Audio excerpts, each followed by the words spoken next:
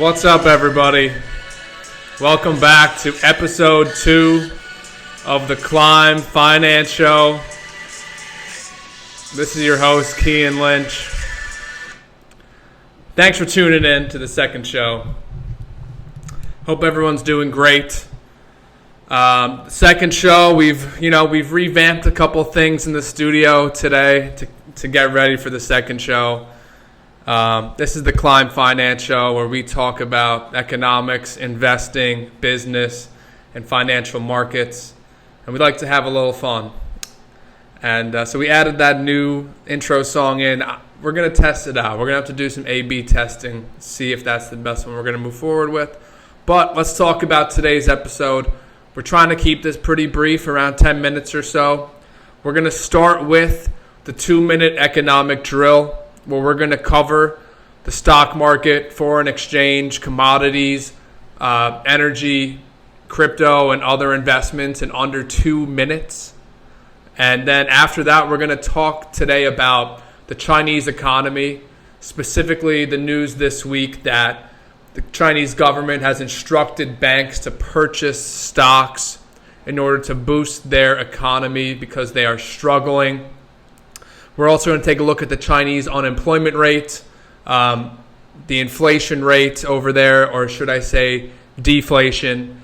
Then we're going to talk quickly about the performance of the Chinese giant property developer, Evergrande.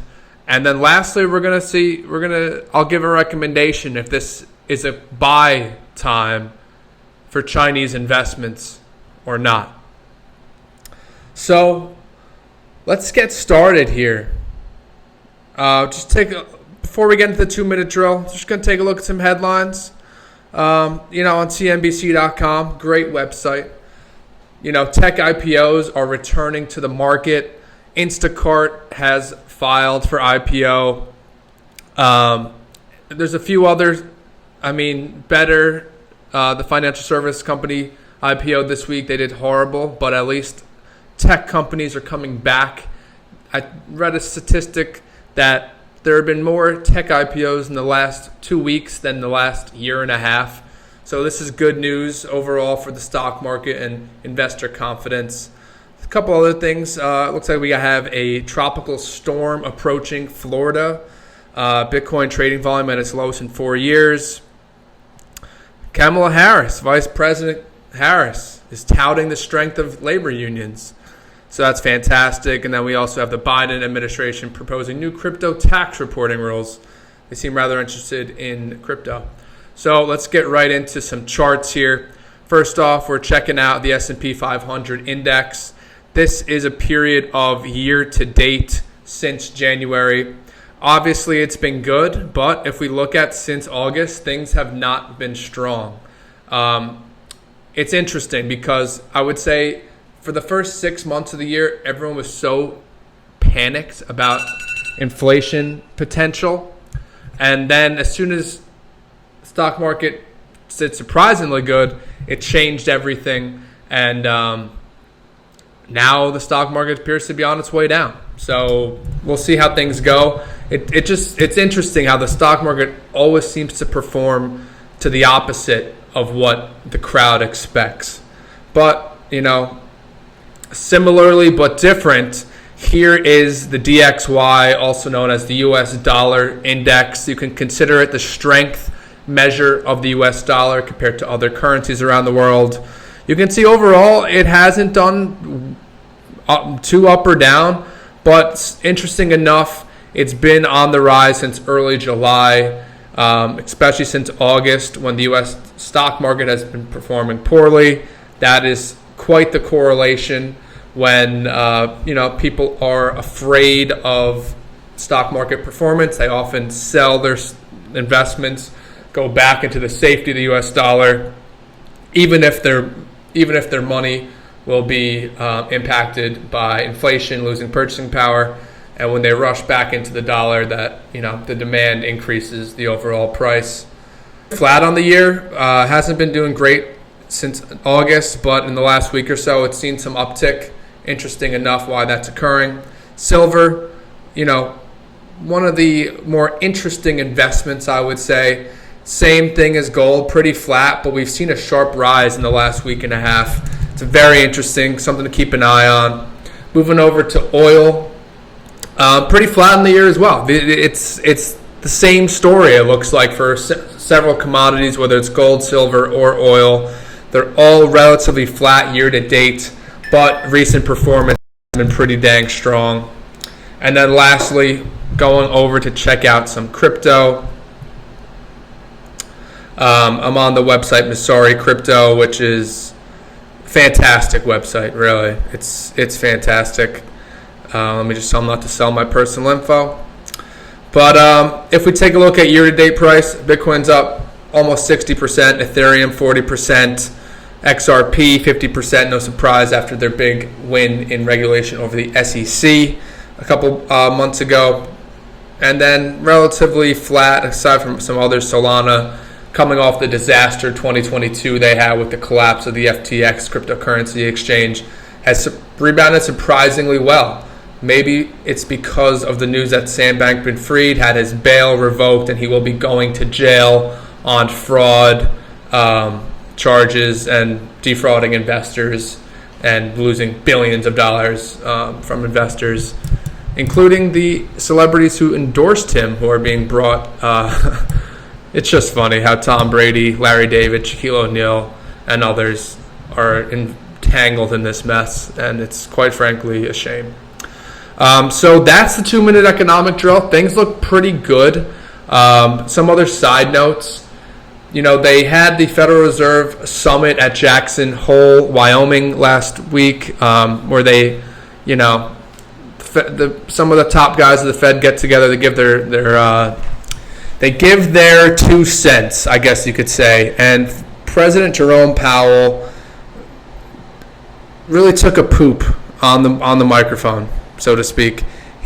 Stocks were doing great last week, and then he came out, as he's done for the last year and a half, and said, we are going to raise interest rates until inflation is under control.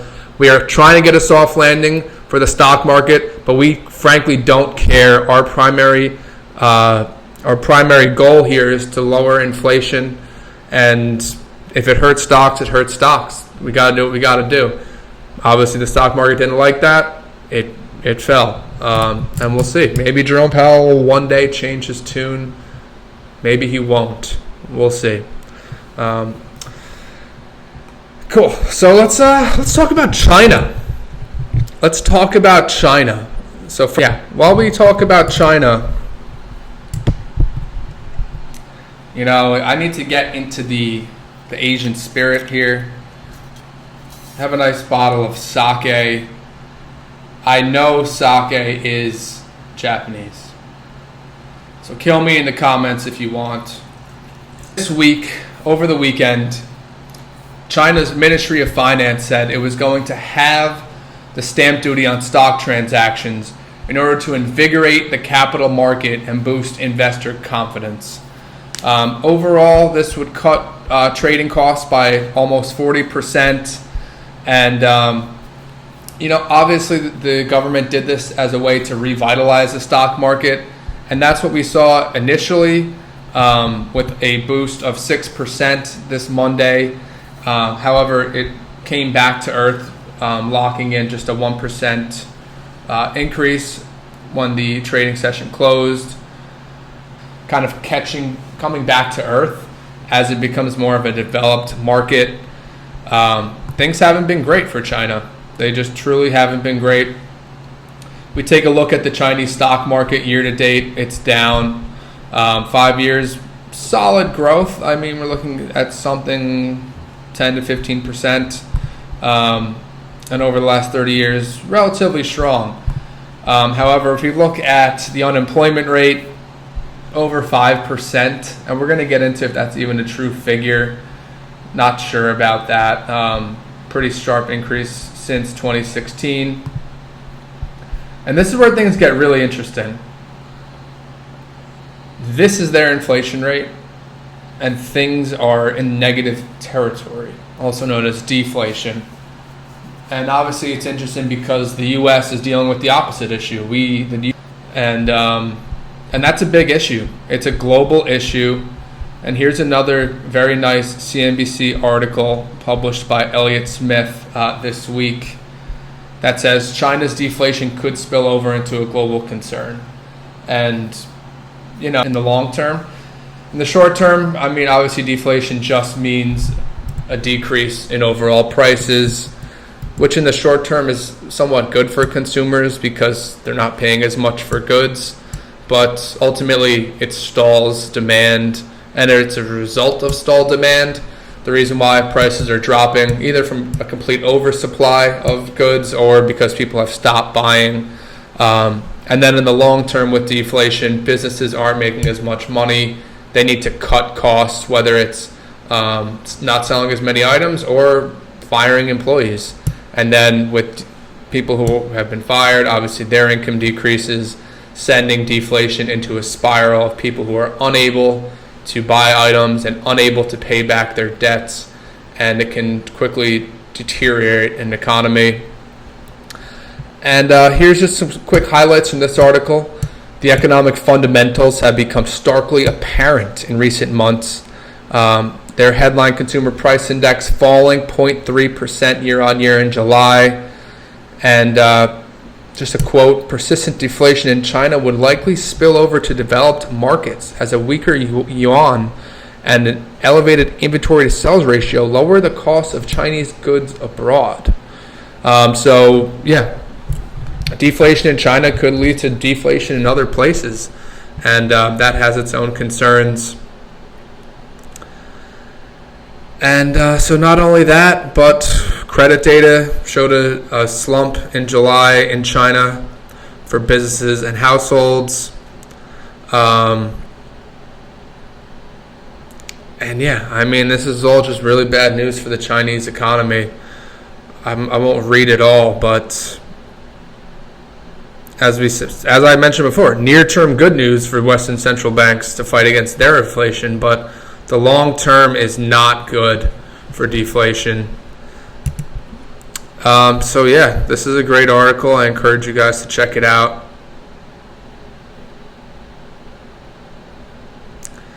But things aren't looking great in China, surprisingly enough. And this was something I really wanted to call out because I thought it was super interesting. Deteriorate economic fundamentals become starkly apparent, leading the National Bureau of Statistics to suspend its publication of youth unemployment figures as numbers soared to record highs. Shocking. How do you just suspend unemployment figures? Okay. Anyway, so let's talk about Evergrande Group. They started trading again this week after 5 months being suspended. And their shares are down 90% in one day. Shocking again. This is crazy. The largest property developer. We've all heard about ghost towns.